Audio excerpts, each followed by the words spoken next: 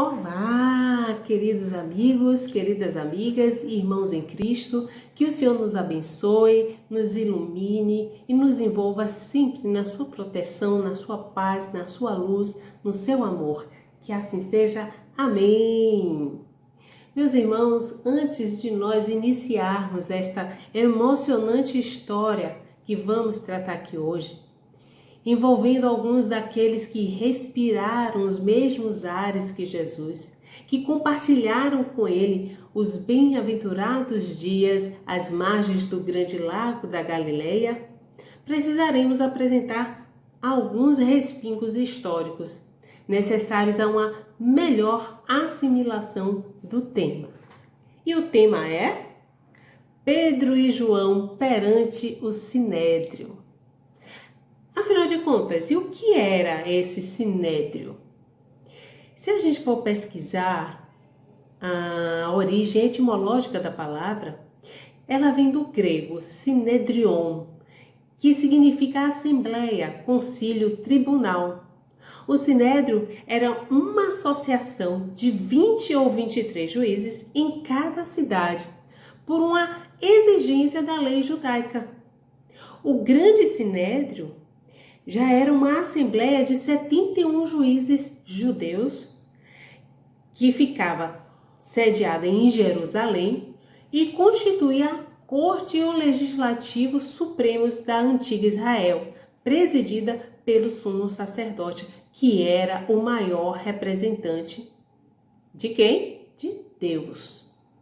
Então, além dos sinédrios que nós tínhamos em cada cidade na Palestina, nós tínhamos esse grande sinédrio que ficava sediado em Jerusalém.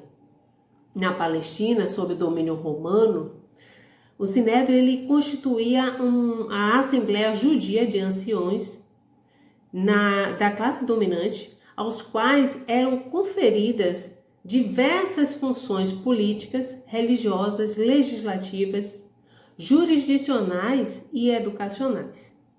A palavra aparentemente foi aplicada aos diversos templos, mas designava especialmente a Suprema Corte Judia Legislativa e Judicial de Jerusalém, chamada de o Grande Sinédrio, aquele que eu falei que é composto de 71 sacerdotes. E quando a gente vai examinar a composição desse grande sinédrio, desses 71 membros, nós vamos encontrar os príncipes sacerdotes, os anciãos e os escribas.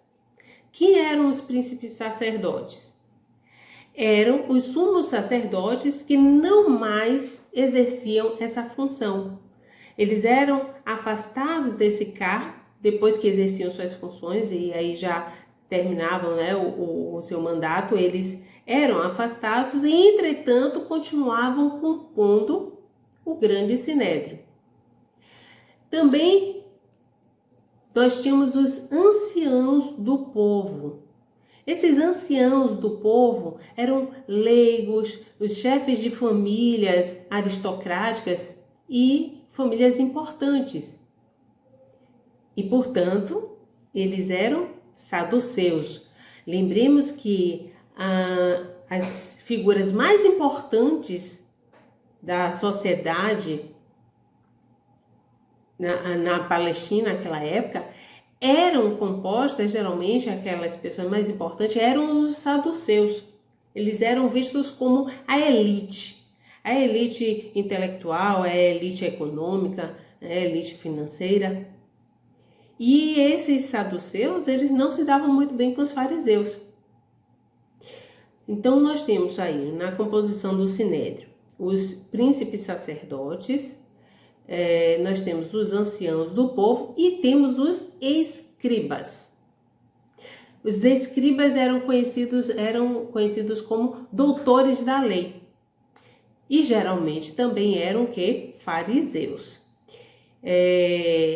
Eram os judeus que se dedicavam aos estudos, interpretavam a lei dos profetas, as tradições inclusive as tradições orais, né, que era a lei era passada oralmente de um para outro, atuavam bastante nas sinagogas e eram muito respeitados e considerados pelo povo. Nós vamos encontrar então o Sinédrio, esses tribunais e principalmente o grande Sinédrio, ele é mencionado diretamente na Bíblia e algumas passagens nos evangelhos se reportam ao Sinédrio. Nós vamos encontrar nos evangelhos de Mateus, de Marcos, de Lucas, de João e também nos Atos dos Apóstolos.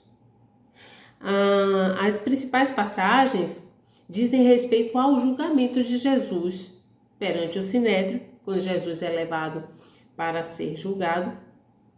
E também nós temos as ocasiões em que os apóstolos do Mestre e demais membros que já compunham a sua igreja foram conduzidos também ao Sinédrio para serem julgados durante a perseguição do cristianismo nos primeiros anos, o cristianismo primitivo.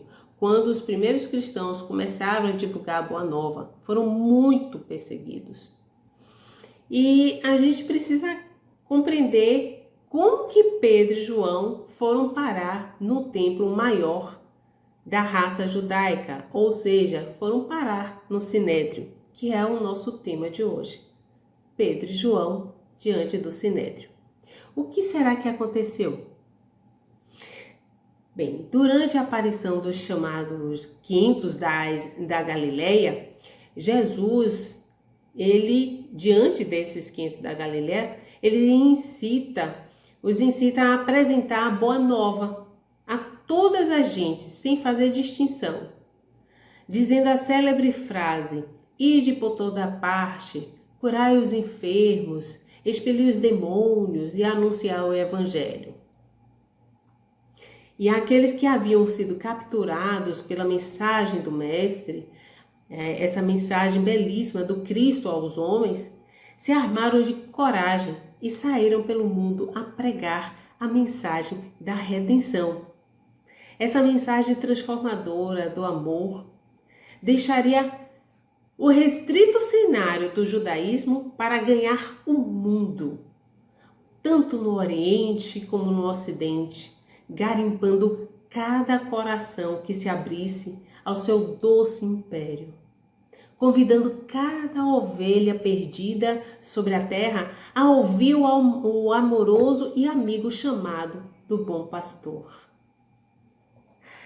E assim, esses 500 que tiveram suas almas arrebatadas pelo poderoso chamado daquele que é o caminho, a verdade e a vida, buscaram as estradas e, inspirados pelo alto, fizeram soar a mensagem do Evangelho aos ouvidos dos sofredores, dos aflitos do mundo, dos homens e mulheres de boa vontade, em cada vilarejo humilde, em cada cidade que seus pés alcançaram pisar.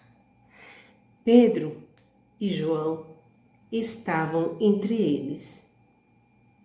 Estes, além de discípulos que beberam diretamente da fonte viva dos exemplos do Mestre, agora se transformavam em apóstolos e iam após ele, aceitando o seu convite, dar continuidade à divulgação da boa notícia aos homens. Naqueles dias, Pedro e João se encontravam em Jerusalém.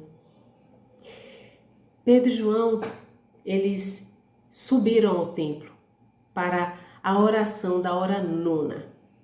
E era levado um homem coxo de nascença, o qual punham cada dia à porta do templo. Essa porta que se chamava Formosa. E o coxo ficava ali para pedir esmola aos que entravam. E na descrição que temos nessa passagem em Atos dos Apóstolos, lá no capítulo 3, Lucas revela assim: e este vindo, o coxo, vindo a Pedro e a João, que iam entrar no templo, implorava-lhes que lhe dessem uma esmola. Pedro, fitando os olhos dele, juntamente com João, disse: olha para nós. E ele, esperando deles alguma coisa, achava que ia receber alguma coisa, olhava-os com atenção. Mas Pedro disse: não tenho prata nem ouro, mas o que tenho, isso te dou. Em nome de Jesus, o Nazareno, anda. E tomando-o pela mão direita, o levantou. E logo os seus pés e artelhos se firmaram. E dando um salto, pôs-se de pé e começou a andar. E entrou com eles no templo, andando, saltando e louvando a Deus. Gente, fica imaginando essa passagem, porque os coxos, era proibida a entrada deles no templo. As pessoas que apresentavam deficiência, alguma deficiência física, alguma doença de pele, eram rechaçadas e não poderiam entrar no templo. E agora esse coxo entra andando, saltando e louvando a Deus. E todo o povo o viu andar e louvar a Deus e reconhecendo, inclusive, ser este homem que se assentava à frente do templo a esmolar, a porta formosa, do templo, e todos ficaram cheios de admiração e pasmos pelo que acontecera. Pedro, com os olhos de quem vê além, assistido pela falange de espíritos a serviço do Senhor, ao chegar à frente daquele coxo, percebeu que ele, por ação psicomagnética, através da fixação dos olhos, poderia ser curado.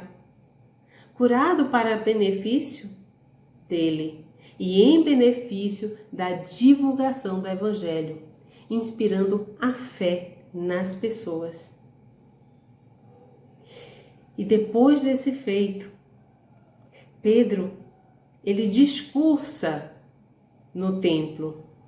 Ele começa a dizer como é muito natural, todo o povo, cheio de admiração e pasmo pelo que acontecera, ficou em torno de Pedro e de João. Eles ficaram espantados com tudo o que tinha acontecido, olhando fixamente para esses dois apóstolos, sem compreender o porquê, como que tinha acontecido essa cura, como eles puderam operar essa cura no coxo. E aí Pedro profere um discurso. Ele diz assim, que através do poder de Deus, essa cura foi possível, através do poder de Deus, de Abraão, de Isaac e de Jacó, que glorificaram a Jesus, com auxílio de quem e por cuja fé aquele homem se havia restabelecido. Meus irmãos, no dia seguinte, os chefes religiosos fizeram uma grande reunião. Mandaram trazer Pedro, João e o homem que tinha sido curado. Tragam aqui Pedro, João e o coxo. E perguntaram: com que poder vocês fizeram esse milagre? E aí Pedro disse-lhes que foi pelo poder de Deus que ressuscitou Jesus dentre os mortos. Os sacerdotes, eles não sabiam o que fazer, porque não podiam negar que a cura tinha acontecido. Então advertiram os apóstolos a não falarem sobre Jesus. Eles não só advertiram, como até ameaçaram e os soltaram. E logo em seguida que eles soltaram, os dias seguintes que vieram em seguida, os apóstolos continuaram a pregar sobre Jesus, também proferindo as curas dos doentes, e a notícia logo se espalhou. E até mesmo gente das cidades em volta de Jerusalém levavam doentes aos apóstolos para que fossem curados. Os chefes religiosos ficaram com ciúme e prenderam esses apóstolos que estavam fazendo as curas, que estavam pregando a boa nova. Mas claro, né? Eles não ficaram na prisão por muito tempo. Vamos encontrar pela narrativa de Caibar Schutel na obra Vida e Atos dos Apóstolos. Caibar, ele diz assim: por mais ardis que os sacerdotes lançassem contra os 2 apóstolos, não lhes foi possível manter aqueles homens na prisão. Eles mesmos reconheceram os poderes dos apóstolos, manifestados publicamente no Sinédrio por Pedro e João. Diziam abertamente que eles haviam feito um grande milagre, mas não lhes convinha absolutamente que a glória de Deus fosse proclamada com a manifestação de maravilhas que seus apóstolos tinham poder de operar. Durante a noite, enquanto estava Pedro e João na prisão, o anjo de Deus veio e abriu a porta da prisão. O anjo disse: vão ao templo e continuem a falar ao povo. Na manhã seguinte, quando os chefes religiosos mandaram buscar os apóstolos para mais uma vez repreenderem, estes haviam sumido da prisão. Depois foram encontrados ensinando no templo e foram levados à sala do Sinédrio. Aí os sacerdotes falaram: nós lhes mandamos não falarem mais sobre Jesus. Mas vocês encheram Jerusalém com seu ensino. E os apóstolos responderam: nós temos que obedecer a Deus como governante antes que aos homens. E continuaram a ensinar as boas novas. Isso não será um grande e maravilhoso exemplo para nós? Quantas vezes ficamos tímidos quando perguntam qual é a nossa religião? Tem gente que, para falar que é espírita, sente a maior dificuldade. Lembro-me uma certa feita que no trabalho, uma colega me perguntou: vem cá, qual é a sua religião? E eu sei que os espíritas dizem que espiritismo não é religião, que é uma filosofia, né? Mas lembremos do tripé que o nosso querido Emmanuel sempre nos traz à mente, que o espiritismo ele está centrado sobre a ciência, a filosofia e a religião, inclusive sendo a religião o ápice desse tripé que nos leva ao contato divino, nos leva a Deus. Então, ela me perguntou: qual a sua religião? Eu cheguei: eu sou espírita. E você? Ela: eu sou cristã. Aí eu dei risada e falei assim: eu também sou cristã. Nós fazemos muito essa diferenciação por causa dos dogmas, das seitas que cada um pratica. Mas, se observarmos, temos em comum, muitas vezes, o que nos une nas religiões é a existência de Deus e a maior parte delas em que nós professamos, pelo menos aqui no Ocidente, é a existência de Jesus, o querido Mestre Jesus. Então, não fiquemos acanhados quando nos questionarem a respeito do que acreditamos, porque nós temos uma tarefa de reproduzir toda essa bagagem, esse arcabouço de exemplo e vida que o Mestre, ele nos dá todos os dias. Nos deu há 2000 anos atrás e continua nos dando. Por mais que estudemos e observemos Jesus para que sejamos levados a seguir o seu exemplo, tendo Jesus como modelo e guia. Por mais que nós observemos as suas lições, sempre temos algo a acrescentar, algo a aprender. E nós estamos todos aqui encarnados no planeta Terra com a grande missão de sermos solidários. E além de sermos fraternos uns com os outros, estamos aqui para aprender a amar. E a caridade é o amor em ação. Então é também ser caridoso quando tudo o que nós aprendemos nós dividimos com o outro. Não só através de palavras, mas principalmente através de ações. Como dizia Francisco de Assis, pregue o Evangelho. Se for preciso, use palavras. Caminhando para o encerramento, eu gostaria de destacar uma mensagem que nós temos no Evangelho segundo o Espiritismo, que remete ao capítulo 20, Os Trabalhadores da Última Hora. Nós encontramos nesse capítulo, nas instruções dos Espíritos, uma mensagem do Espírito Erasto, que fala sobre a missão dos espíritas, que diz assim, eu vou pensar só um trecho, porque é uma mensagem grande e eu não vou ler aqui para vocês.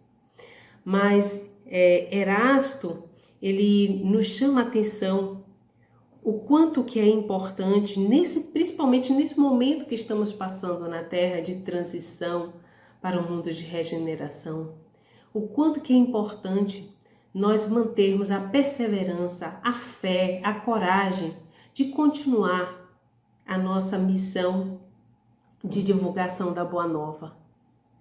E ele diz assim, sim, as revoluções morais e filosóficas surgirão em todos os pontos da Terra. Aproxima-se a hora em que a luz divina se espargirá sobre os dois mundos. E depois, e levai a palavra divina aos grandes que a desprezarão, aos eruditos que exigirão provas, aos pequenos e simples que a aceitarão, porque principalmente entre os mártires do trabalho, desta provação terrena, encontrareis fervor e fé. Arme-se a vossa falange de decisão e coragem. Mãos à obra, o arado está pronto, a terra espera. Arai. Devemos ensinar e praticar a verdadeira caridade, levando consolo ao aflito, doando o seu amor ao próximo, sendo abnegado, despojado de interesses pessoais, porque Deus quer o triunfo de sua lei. Como diz Erasto, os que seguem sua lei, a lei divina, esses são os escolhidos, e Ele, Deus, lhes dará a vitória. Mas Ele destruirá aqueles que falseiam o espírito dessa lei e fazem dela degrau para contentar apenas a sua vaidade e a sua ambição. Esse foi um trechinho que eu trouxe para que nós encerremos a nossa exposição, reforçando a todos que perseverem no bem. Faz bem fazer o bem. Sejamos dignos pelos preceitos que abraçamos, de divulgar, de crescer na luz e no amor de Jesus. Muita paz a todos. Fiquem com Deus.